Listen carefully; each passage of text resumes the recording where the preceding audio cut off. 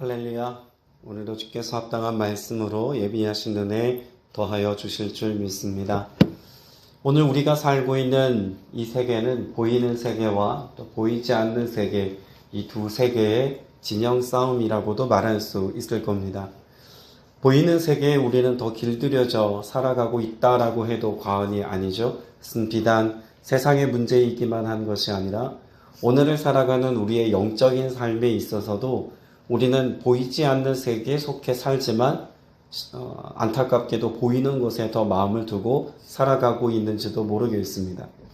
보이지 않는 하나님을 예배하지만 그러나 정작 우리의 삶에 더 가치를 두는 것은 보이는 교회와 보이는 사람들의 마음을 두고 살아가느라 본질적인 보이지 않는 하나님에 대한 깊은 묵상과 또 그 하나님의 인도하심과 그 역사하심을 우리의 매일매일의 삶 속에 누림으로 살아가는 것을 가치 있게 여기지 못하는 경우가 종종 있습니다.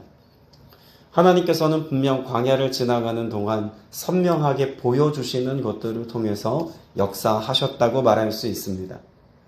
하나님께서 불기둥과 구름기둥이 보이도록 그들의 삶 속에 하나님이 역사하셨고 또 그래서 그들의 삶의 인도하심이라고 하는 그 하나님의 이끄심은 너무나 선명한 사건이었습니다. 동시에 하나님께서 그들에게 임재하시는 것도 단지 내가 너희와 함께하겠다라고 하는 언약적 그런 언어로서만 우리에게 하나님이 약속하신 것이 아니라 구체적으로 하나님의 함께하심을 보이시기 위해서 성막이라고 하는 설계도를 주시고 만들어서 또 그들 중에 계시겠다는 것을 가시적으로 보여주셨습니다. 그러나 하나님께서 그 보이시는 그 하나님의 임재하심의 역사를 드러내는 성막이라고 하는 것도 결국 보이지 않는 하나님의 역사하심의 세계를 더 강조하고 있다라고 말해도 과언이 아니라고 생각됩니다. 어떤 점에서 그럴까요? 오늘 우리가 읽은 39장의 내용을 보면 성막이라고 하는 눈에 보이는 건물로서의 성막을 다 짓고 난 뒤에 하나님께서는 맨 마지막에 어떤 규례와 명령을 다시 한번 확정하실까요? 제사장입니다. 제사장이 보이지 않는 것과 어떤 연관이 있을까? 눈에 보이는 건물로서의 예배, 또 눈에 보이는 건물로서의 성전. 하나님은 그 가치만큼이나 더 중요하게 여기는 것이 그곳에서 예배하는 예배자의 중심, 그 예배자가 하나님께 나오는 마음의 태도, 하나님께서는 그것이 무엇인지를 보시겠다라고 성막을 다 짓고 난 마지막 39장에서 방점을 찍는 것처럼 그렇게 결론처럼 말씀하고 계십니다. 오늘 우리가 하나님 앞에 나아갈 때 눈에 보이는 건물로서의 교회를 잘 짓고 또 눈에 보이는 교회 공동체의 조직과 또 여러 사역들의 규모를 확장하고 키우는 것도 물론 의미 있고 중요합니다. 그러나 여기에 수천 수만의 사람이 모였어도 오늘 하나님 앞에 중심 있는 예배로 또 하나님 앞에 온전한 예배자의 그 잘 준비되고 또 순결한 마음을 가지고 나온 예배자의 중심이 없다면 그 예배는 우리 편에 보이는 곳으로 잘 준비된 예배라 할지라도 하나님께서 보시기에 합당치 않은 예배로 전락할 수 있다는 것을 꼭 기억하셔야 합니다. 하나님께서 받으실 만한 예배라고 하는 이 교회됨이나 이 모든 예배자의 삶을 말씀하고 있는 듯 39장은 제사장의 삶의 내용들을 통해서 그가 예배자로 나아갈 때의 모습을 통해서 우리에게 교훈하시는데 제일 먼저 살펴볼 것은요. 하나님께서 이 모든 성막을 비롯한 제사장과 관련된 의복을 만드는 것도 하나님께서 어떻게 지금 이들이 순종했는가를 우리에게 가르쳐 주십니다. 5절 말씀에 보면 맨 마지막에 이렇게 써있죠. 여호와께서 모세에게 명령하신 대로 하였더라. 사실 이 구절이 39장 전체를 아우르는 가장 중요한 키워드입니다. 그래서 사실 1절부터 시작되죠. 1절에 보면 여호와께서 모세에게 명령하신 그리고 제일 마지막에 만들었더라. 그러니까 1절에서도 이미 여호와께서 명령하신 대로 만들었더라. 5절에서 모세에게 명령하신 대로 하였더라. 7절에서도 맨 마지막에 여호와께서 모세에게 명령하신 대로 하였더라. 그 말씀이 계속 반복되죠. 21절, 26절, 29절, 31절. 총 7번에 걸쳐서 여호와께서 명령하신 대로 하였더라라고 하는 것을 지금 기록하고 있는데, 똑같은 말이 7번 반복되었다는 것은 성경에서 어떤 의미를 가질까요? 완전하게 순종했다라고 하는 태도를 보여주는 것입니다. 7일간 하나님이 천지 창조를, 그러니까 안식일까지를 우리가 다 포함한다면 7일까지를 하나님께서는 완벽한 하나님의 창조의 날로 하나님이 사용하셨죠. 그래서 하나님이 7번 동일한 말씀을 하시는 것이나 혹은 이 7번 말씀하신 것에 대한 완벽한 순종의 모습은 우리가 예배자로 나아갈 때 철저히 하나님의 말씀에 대하여 순종하는 삶을 살아가는 것이 우리 예배 본질이라는 것을 명확하게 설명해 주고 있는 것이기도 합니다. 아무리 탁월한 설교자가 설교를 잘 한다고 한들 그 설교된 하나님의 말씀을 내 마음에 새기고, 그래서 그 마음에 새긴 말씀이 우리의 삶 가운데 내면화되었다고 할지라도 진짜 예배의 모습은 어디서부터 시작되는 걸까요? 여기에서 예배를 마치고 여러분의 일상에서 예배가 드디어 시작되는 것입니다. 어제부터 우리나라 전국적으로 지금 교회 여러 공동체들을 모집해서 한 컨퍼런스가 열렸는데, 선교적 교회라고 하는 타이틀을 가지고 컨퍼런스를 하고 있습니다. 저도 어제 참여했고 오늘 내일까지 3일에 걸친 컨퍼런스를 진행하는데, 이전에 있었던 그 선교적이라고 하는 그 워딩을 앞에 쓰고 교회, 선교적 교회, 선교적 예배, 선교적 일터, 뭐 이런 여러 가지 선교적이라는 의미를 부여해서 말들을 사용하기를 유행처럼 사실 많이 주변에서 들었었는데, 도대체 그 의미가 뭘까라고 하는 궁금증을 갖고 있던 차에 어제 그 세미나에 참여를 했습니다. 그런데 하루 종일 아침부터 저녁 늦게까지 세미나를 듣고 컨퍼런스에서 또 회자되어지는 수많은 여러 미팅 안에 참여하면서 선교적이라고 하는 그 말의 의미를 다르게 치환할 수 있다는 생각이 들었습니다. 근원이고 근본입니다. 다시 말해서 선교적 예배, 선교적 교회라고 하면 성경이 말씀하고 있는 그 본래적이고 근본적인 교회, 근본적이고 또 원론적인 예배, 그 원형으로 우리가 돌아가야 한다라고 하는 삶의 가치를 가지고 그런 말들을 쓰고 있다는 것이 제게는 좀 깨달음처럼 다가온 사실이었습니다.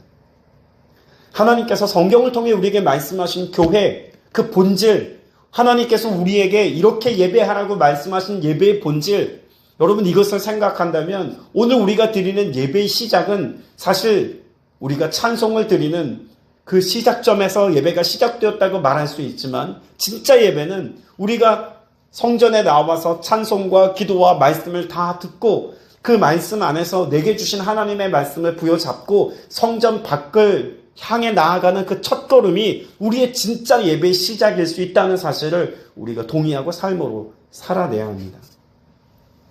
성막에 관한 하나님의 말씀이 아무리 우리에게 명확하게 주어졌다고 하더라도 이들이 준행하지 않았더라면, 또 그리고 준행하여서 성막을 잘 지었다고 할지라도 그것에서 예배하는 예배자가 하나님 앞에 성전되어 살아가는 삶을 살지 못한다면 이들의 예배는 하나님 앞에 실패한 예배라고 기꺼이 정의할 수 있지 않겠습니까? 어떤 점에서 그럴까요?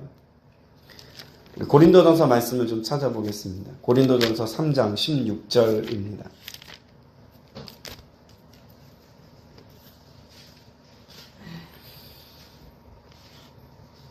신약성경 266면에 있습니다. 고린도전서 3장 16절 같이 한 목소리를 읽어봅니다. 너희는 너희가 하나님의 성전인 것과 하나님의 성령이 너희 안에 계시는 것을 알지 못하느냐. 여러분, 성막을 통해서 하나님이 이제껏 보여주신 그 원형의 모습은 무엇됨을 가르쳐주기 위함이었을까요? 성전의 개념입니다. 근데 그 성전이라고 하는 것이 성전일 수 있는 의미, 그건 어디에서 비롯될까요? 지성소의 시은좌, 그 하나님의 보좌라고 말하고 있는 그 속죄소, 우리의 죄가 속하여지고 하나님의 거기 계심의 임재의 상징인 지성소에 하나님의 거기 계실 때 성막은 성막일 수 있는 것입니다. 근데 하나님께서 하나님의 사람된 저와 여러분을 불러주셔서 부르심에 합당한 삶을 살아가도록 하나님께서 우리에게 어떤 은혜를 베푸셨다고 말씀합니까? 나로 성전되게 하셨다는 겁니다. 근데 성전된 우리의 삶에 반드시 우리의 삶에 성취해야 될 것이 있다면 뭐라고 말씀하시나요? 성령이 너희 안에 계시게 하는 것. 그 내면의 예배가 우리 안에 진정한 하나님의 영의 임재가 있을 때 비로소 우리의 삶의 예배가 하나님께서 받으실 만한 거룩하고 구별된 예배라고 칭할 수 있다는 이야기예요. 새벽 예배를 2번 아니나 10번을 드리고 100번을 드려도, 그리고 우리의 예배의 횟수가 매일매일 반복되는 예배가 되어도, 예배라고 하는 형식 가운데 우리가 참여하여서 숱한 예배를 드렸다고 할지라도 오늘 내 중심에, 마음의 지성소에 하나님의 불이, 하나님의 영이 오늘 임하여서 나와 함께하는 삶이 우리에게 경험되지 않거나 이루어지지 않는다면 우리의 예배는 일그러졌거나 왜곡됐거나 혹은 실패할 수 있다는 것을 성경은 우리에게 말씀해 주고 있는 거죠. 오늘 여러분의 삶 속에서 고민하시고 기도하셔야 합니다. 나는 어떤 삶의 예배를 오늘 하나님 앞에 드리기로 결단할 것인가? 사실 우리의 삶에 하나님 앞에 예배자로 나아가는 우리가 결단한다는 것이 어쩌면 무의미할지도 모릅니다. 왜냐하면 애초에 하나님 앞에 나아가는 우리가 온전함으로 설 수 있는 그 방편은 내게 있지 않기 때문에 그래요. 39장 말씀으로 다시 돌아와서 보시면 30절 말씀에 하나님께서 매우 유의미한 말씀을 우리에게 다시 가르쳐 주십니다. 39장 30절 말씀, 출애굽기 39장 30절 말씀을 같이 한번 읽어봅니다. 시작. 그들이 또 순금으로 거룩한 패를 만들고 도장을 새김같이 그 위에 여호와께 성결이라고 새기고. 그러면 성막을 다 지었습니다. 그리고 성막 안으로 들어가 거룩한 제사를 집례할 제사장의 의복도 다 지었습니다. 그리고 맨 마지막으로 말씀하고 계신 것이 무엇이냐면 지금 제사장의 의복 중에서도 지금 제사장이 머리에 쓰는 그 두건을 맨 마지막에 설명하고 계신데 두건 정중앙에 무엇을 새기라고 말씀하고 있습니까? 여호와께 성결입니다. 결국 하나님이 지금 성막에 관한 모든 말씀을 긴 호흡을 가지고 25장부터 지금 40장에 걸치는 그런 말씀을 하나님이 이제껏 해와 주셨는데 25장부터 40장까지 기록되어 있는 성막에 관한 마지막 요약이라고 말할 수 있는 것 딱 하나만 이야기하라고 한다면 여호와께 성결입니다. 하나님의 거룩한 임재 가운데로 나아가는 예배자가 하나님 앞에 갖추어야 될 조건, 그것은 정갈한 옷을 잘 차려입는 것이나 혹은 짐승의 피를 제대로 분량에 맞춰서 가지고 가는 것이나 여러 가지 많은 어떤 외적인 조건들을 하나님이 보시는 것이 아니라 제사장이 갖춰야 될 요건은 여호와께 성결이라는 겁니다. 그건 제사장에게만 해당되는 하나님의 메시지가 아니죠. 오늘 그 지성소 안으로 깊이 들어가 하나님의 임재 앞에 서고 그 임재 앞에서 내게 주시는 하나님의 말씀을 듣고자 하는 모든 예배자가 하나님 앞에 오늘 어떤 모습으로 서야 되겠느냐? 우리의 삶 속에서 이루어야 될 예배자로서의 삶의 태도와 모습이 뭐냐? 라고 질문한다면 단 하나예요. 여호와께 성결입니다. 여러분, 여호와께 성결이라고 하면 여러분의 마음 가운데 어쩌면 거룩한 부담감을 가지고 애초에 나와는 결이 맞지 않는다거나 아니면 혹은 너무 부담스럽게 성결의 의미를 받아들이는 분들이 있습니다. 아, 그럼 난 하나님 보지 못하겠는데? 난 성결의 삶과 무관한데?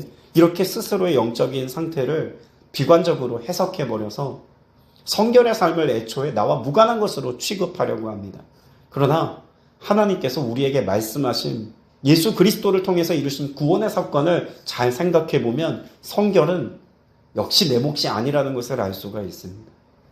예수 그리스도께서 십자가 위에서 죽으심으로 그 보혈의 능력을 통해서 우리의 죄를 사하시고 부활의 영광스러움으로 나타나 모든 믿는 자들에게 하나님께로 나아갈 수 있는 구원을 허락하셨습니다. 여러분, 이건 전적인 하나님의 은혜인 것을 우리가 신앙적으로 동의하고 믿음의 차원에서 우리가 아멘하지 않습니까? 구원을 이루셨어요. 근데 구원 이후에 구원받은 하나님의 성도가 하나님 앞에 아버지의 마음을 가지고 살아갈 수 있도록 주님이 무엇을 또한 약속하셨습니까? 그래서 십자가 지신 예수 그리스도가 첫 번째 보혜사라면 다른 보혜사로 두 번째 보혜사 성령을 우리에게 주셨다고 말씀합니다. 그리고 앞서 읽었던 고린도전서 3장 16절의 말씀처럼 그렇게 성전되어 살아가는 나에게 성령이 우리에게 임하여 역사하시기까지 은혜 베푸셨다고 말씀합니다. 그 성령을 우리에게 허락하신, 우리 내면에 성령을 주신 이유가 무엇일까? 능력이나 권세나 신령한 은사들을 가지고 하나님의 사역을 감당하라고, 혹은 복음 전할 수 있는 능력을 우리에게 허락하셨노라고 말씀할 수도 있습니다. 그러나 성령이 우리에게 임하여 계시는 가장 중요한 본질은 오늘 출애굽기 39장에서 읽은 것처럼 여호와께 성결의 삶을 살게 하시는 하나님의 은혜의 방편입니다. 나는 거룩해질 수 없어요. 나는 여호와께 성결하다 말할 수 없습니다. 그러나 예수의 피를 힘입어 우리가 거룩한 보좌 앞으로 나아갈 때 성령이 우리와 함께 계시면 이것을 보시고 하나님이 성결하다라고 여겨주시는 은혜 안에 두셨다라고 말씀하고 있는 거예요. 우리의 행위로 성결해지는 게 아닙니다. 우리가 가진 실력과 능력과 영적인 헌신의 정도를 따라서 성결의 정도를 측량할 수 있는 게 아닙니다. 구원처럼 성령께서 내 안에 충만하게 임하여 계실 때 그 거룩과 성결의 삶을 살게 하시는 하나님의 임재하심이 성결과 거룩의 지표인 것을 여러분 꼭 깨닫게 되시기를 주님의 이름으로 축복합니다. 말씀을 맺을 텐데요. 하나님께서 이 성결의 삶을 얼마나 중요하게 여기셨을까? 말라기 2장 말씀을 좀 찾아보시겠습니다. 말라기 2장 11절입니다. 구약성경 1328면에 있습니다.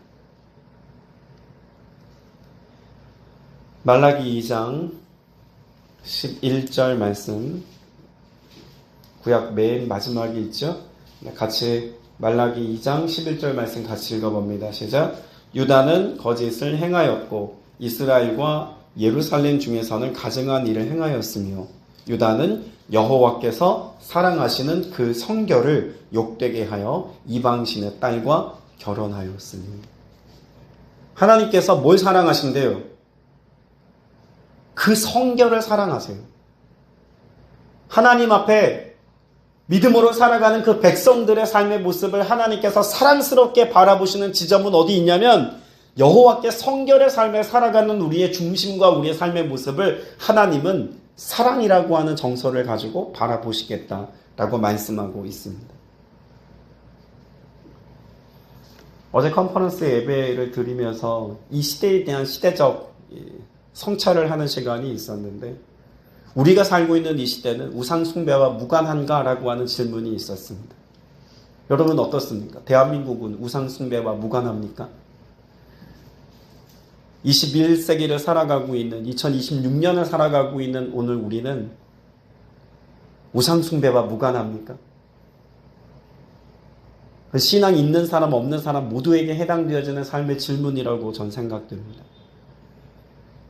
그 우상 숭배와 무관하지 않은 채로 살아가고 있는 수많은 인생들에게 하나님이 요청하시는 것은요, 수많은 헌금이나 화려한 성전이나 혹은 눈에 보이는 어떤 헌신과 충성됨 이전에, 그것이 불필요하다가 아니라 그것 이전에 과연 세속적 가치인 그 우상을 수없이 만들어 두고도 내가 하나님을 경외한다고 예배하고 있는 우리의 가증스러움을 하나님 앞에 어떻게 다루고 있는지를 스스로 점검해 볼 수 있는 신앙의 태도와 믿음의 잣대가 우리 안에 늘 있어야 한다는 것입니다.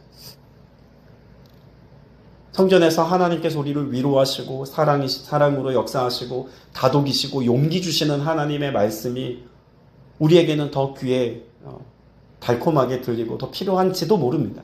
그런데 성경이, 예수 그리스도가, 또 구약에서부터 우리에게 말씀하시는 하나님의 언어가 오늘 우리를 향해서 끊임없이 경고하시기도 하시고 부탁하기도 하시고 우리의 삶에 간절함으로 하나님께서 우리에게 외치고 계시는 하나님의 함성이 있다면 뭘까요? 삼일체 하나님께서 우리에게 말씀해 주시는 그 하나님의 함성은요, 거룩과 성결에 있습니다. 오늘 저와 여러분 이 하루를 살아갈 때 적당히 세상과 타협함으로 살아가는 것이 아니라 여호와께 성결이라고 이마에 써붙이지는 않았더라도 내가 그런 삶을 살겠노라고 하는 영적인 결연함과 영적인 무모함과 타협 없는 믿음의 신앙을 가지고 하나님께서 보시기에 합당한 믿음의 길을 걷는 저와 여러분 다 되시기를 주님의 이름으로 축복합니다. 기도드리겠습니다. 은혜가 풍성하신 아버지 하나님, 여기 있는 하나님의 백성들을 예배자로 불러주셨습니다. 눈에 보이는 성막 그 이후에 제사장의 의복을 하나님이 짙게 하시고, 그래서 하나님께서 예배자를 세우듯 제사장을 세우는 사실을 우리로 보게 하셨습니다. 그 예배자된 우리의 삶에 필요로 하는 가치가 여호와께 성결이라고 하는 사실도 말씀을 통해 확증받았습니다. 오늘 여기 있는 하나님의 백성들이 세상을 향해 예배자로 살아가 그 믿음의 발걸음을 뗄 때마다, 그 가는 곳마다 성결하신 하나님, 거룩하신 하나님의 거룩함을 삶으로 온전히 살아내어서 나를 통해 세상에 예수를 보는 은혜가 있게 하시고, 나를 통해 하나님의 나라를 보는 은혜가 있도록 우리를 하나님 나라의 거룩한 도구 되게 하여 주시옵소서. 성령께서 오늘도 충만하게 임재해 계셔서 오늘 내 마음과 중심이 하나님의 거룩한 지성소 되게 하여 주시옵시며, 이를 통해 임재하시는 하나님과의 동거와 동행이 얼마나 큰 감격과 능력인지를 오늘도 삶 속에서 누리며 나아가는 모두가 되게 하여 주옵소서. 함께 하시고 역사하실 우리 구주 예수 그리스도 이름으로 간절히 기도드립니다. 아멘. 하늘에 계신 우리 아버지여, 이름이 거룩히 여김을 받으시오며 나라가 임하시오며 뜻이 하늘에서 이룬 것 같이 땅에서도 이루어지이다. 오늘 우리에게 일용할 양식을 주시옵고, 우리가 우리에게 죄 지은 자를 사하여 준 것 같이 우리 죄를 사하여 주시옵고, 우리를 시험에 들게 하지 마시옵고 다만 악에서 구하시옵소서. 나라와 권세와 영광이 아버지께 영원히 있사옵나이다. 아멘. 이제는 우리 주 예수 그리스도의 무한하신 은혜와 하나님 아버지의 크고 극진하신 사랑과 보혜사 성령님의 내주 교통 충만케 하심의 역사가 믿음으로 살아가는 복된 하나님의 권속들 범사 위에 이제로부터 영원토록 함께 있을지어다. 아멘.